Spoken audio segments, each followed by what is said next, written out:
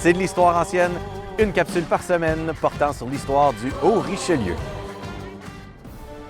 Le site du Collège militaire royal de Saint-Jean, entretenu par la Corporation du Fort Saint-Jean, a une superficie impressionnante de 48 hectares. On y retrouve 37 bâtiments, parmi lesquels 6 édifices fédéraux patrimoniaux, dont le fabuleux Musée du Fort Saint-Jean, où nous sommes aujourd'hui. Si vous vous promenez sur le site, vous apercevrez les vestiges du Fort Saint-Jean de 1776, vestiges encore bien visibles, particulièrement les bastions à l'ouest. Le troisième Fort Saint-Jean. Comme vous savez, le Fort Saint-Jean a d'abord appartenu aux Français. Ils l'ont construit en 1666, reconstruit en 1748, puis en 1760, soit un an après la défaite des Français sur les plaines d'Abraham à Québec, le Fort Saint-Jean passera aux mains des Anglais. À ce moment, on parle de 5000 soldats du roi d'Angleterre qui arrivent du lac Champlain par la rivière Richelieu pour s'emparer du sud de la colonie.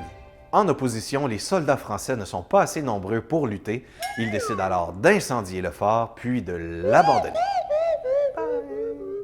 Les Britanniques ont maintenant conquis le territoire et utilisent les ruines et construisent des retranchements qui serviront de relais entre les colonies du Sud et Montréal. Mais c'est seulement en 1775 qu'ils lancent la reconstruction pour la troisième fois du Fort Saint-Jean. Rappelons qu'à l'époque, les tensions montent entre l'Angleterre et les 13 colonies du Sud. Les États-Unis déclareront d'ailleurs leur indépendance l'année suivante. Celles-ci ont pour projet d'envahir la province of Québec en passant par chez nous, dans le Haut-Richelieu. Le Fort Saint-Jean joue un rôle majeur dans la défense de la province contre l'invasion venue du Sud. En fait, l'objectif est d'empêcher les attaques américaines commandées par le général Montgomery. L'armée américaine veut passer par la rivière Richelieu pour se rendre d'abord à Montréal, puis à Québec. Commence alors un long siège de 45 jours durant lequel les soldats britanniques installés dans le Fort Saint-Jean résistent au bombardement des troupes de Montgomery.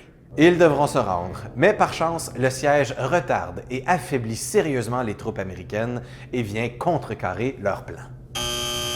Eux qui pensaient arriver à Québec à la mi-octobre, y seront seulement en décembre, dans les grands froids de l'hiver québécois.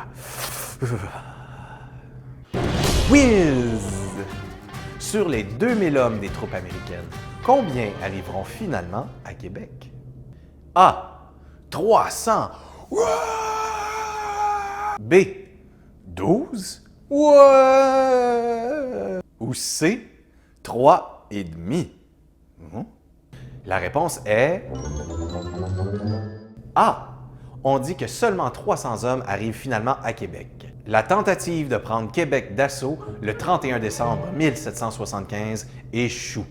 Les Américains doivent se retrancher. Au printemps, lorsque des renforts britanniques arrivent d'Angleterre, les Américains abandonnent leur position. En partant, les soldats incendient les forts qu'ils occupaient, dont le Fort Saint-Jean. Qu'à cela ne tienne, les Anglais reconstruiront le fort qui servira de point de ravitaillement, de dépôt, de relais et qui accueillera un chantier naval pour construire des dizaines de navires pour attaquer les Américains sur le lac Champlain. Mais ça, c'est une autre histoire ancienne. Bonne semaine!